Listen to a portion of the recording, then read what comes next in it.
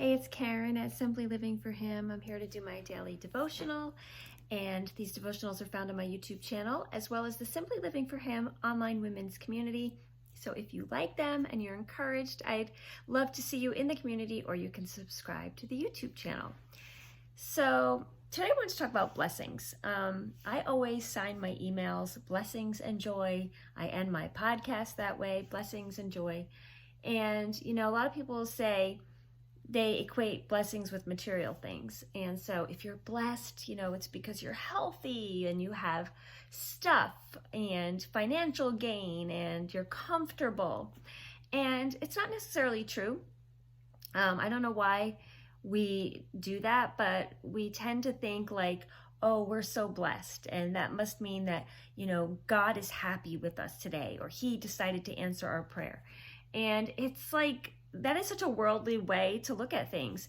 Really, when I wish somebody blessings and joy, it's really the blessing of knowing Jesus. That is really the only blessing that matters, really. Because if you look at people, I always refer to Paul, but if you look at people like Paul, would we say he wasn't blessed? I mean, he didn't have very good circumstances during his life, imprisoned and in chains and persecuted and all of these things, but he's also a hero of faith who wrote a good portion of the New Testament. And when we look at many of the people in the Bible, we wouldn't equate them with having a blessed life.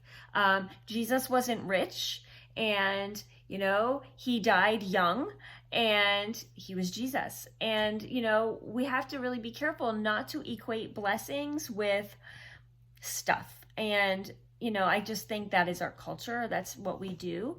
But because somebody's life doesn't look on the outside blessed, maybe they've had tragedy after tragedy. Maybe they've had sickness. Maybe they, have had just one thing after another, financial ruin, just hard times.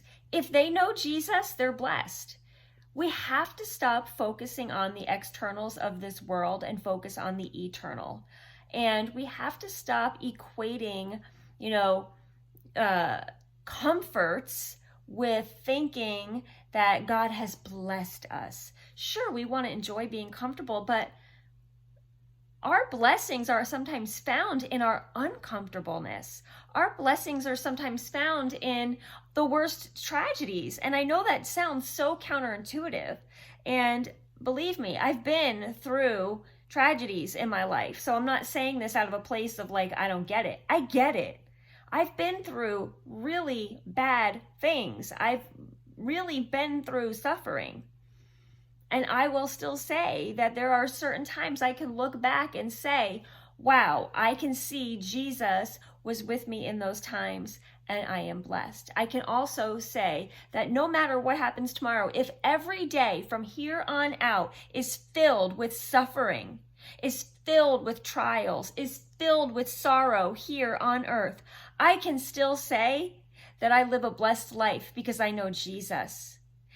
And no matter what happens to me, if I never had another moment of comfort, if I never had a moment without struggle, if I only had hard times from here on out, I can still say I'm blessed because I know Jesus, and I know that this life is not all there is. I am just passing through my life here on earth. For whatever reason, God put me here at this time in history in the world for an ordained amount of days that I don't know, but he does. He's already ordained every day of my life, whether they're long amount of days, short amount of days, or days filled with struggle.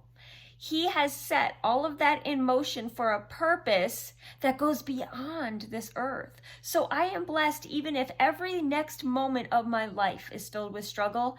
I will still proclaim Jesus, and I will still proclaim that I am blessed because I have been saved from death to life. I have been saved by Jesus. I know my Redeemer lives. I know that I will live with him someday. And I know that Jesus will return and conquer this entire earth of all evil. That is the blessing that I look forward to.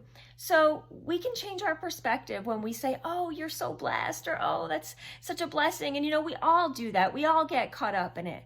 But let's not forget, and let's remember, the only true blessing that we all really have is Jesus.